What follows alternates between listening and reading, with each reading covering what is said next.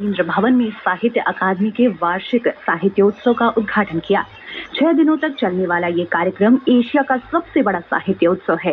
इस अवसर पर श्री शेखावत ने कहा कि साहित्य का ये उत्सव देश के बदलते दौर में महत्वपूर्ण भूमिका निभाएगा। रेल मंत्री अश्विनी वैष्णव की अध्यक्षता में रेलवे स्टेशनों पर भीड़ नियंत्रण को लेकर कल एक उच्च स्तरीय बैठक आयोजित की गई।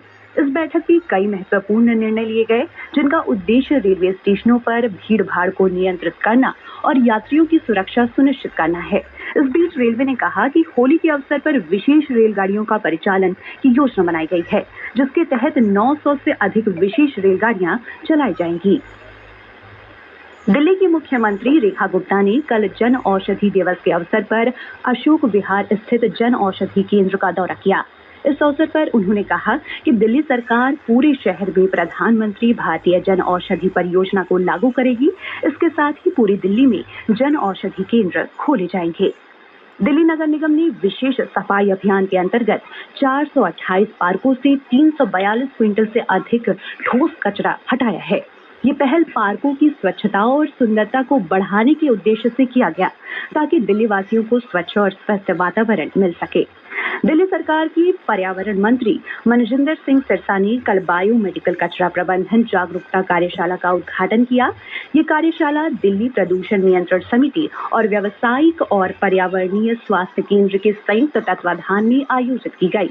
इस कार्यशाला का उद्देश्य बायोमेडिकल कचरा प्रबंधन से जुड़े नियमों की जानकारी देना, उचित तरीके से निस्तारण को बढ़ावा देना और अस्पतालों को प्रभावी कचरा प्रबंधन नीतियां अपनाने के लिए प्रेरित करना था।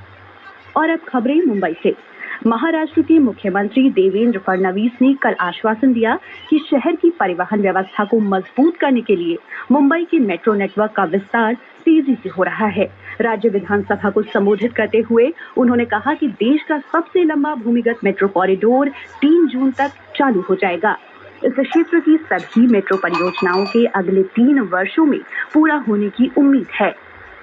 ठाणे नगर निगम ने कल वित्तीय वर्ष 2025-26 के लिए 5,665 करोड़ रुपए का बजट प्रस्तावित किया, जिसमें बुनियादी ढांचे, शिक्षा, पर्यावरणीय स्थिरता और कल्याणकारी पहलों पर ध्यान केंद्रित किया गया है।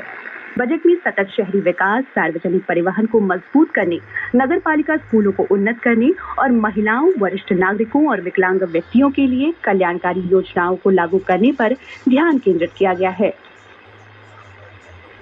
महाराष्ट्र के सूचना प्रौद्योगिकी और सांस्कृतिक मामलों के मंत्री आशीष शेलार को कांग्रेस नेता राजीव शुक्ला के साथ एशियाई क्रिकेट परिषद के निदेशक मंडल का सदस्य नियुक्त किया गया है। भारतीय क्रिकेट कंट्रोल बोर्ड ने कल नियुक्ति की घोषणा की। वहीं मुंबई विश्वविद्यालय ने विश्वविद्यालय की पहली महिला स्नातक कॉर्नेलिया सोराबजी की शताब्दी बनाने के लिए एक